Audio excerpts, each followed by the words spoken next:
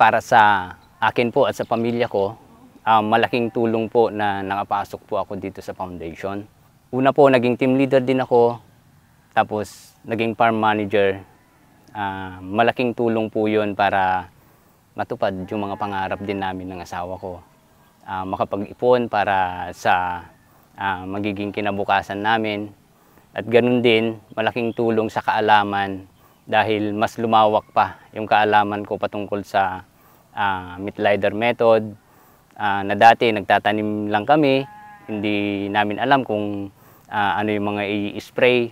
Pero nung napasok po kami dito sa foundation, may mga mas magaganda pa palang paraan para mas maalagaan na maayos yung mga tanim po natin. Sa mga donors po natin, nagpapasalamat po kami ng sobra-sobra dahil natulungan po yung mga kabataang Pilipino na matugunan yung kakulangan sa nutrisyon.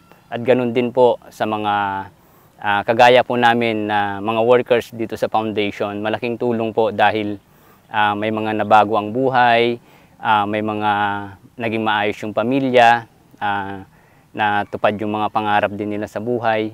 At higit sa lahat po yung benepisyo na nakukuha po namin dito sa foundation. At pagdating po ng panahon na mapapakinabangan po namin lahat yung mga yon.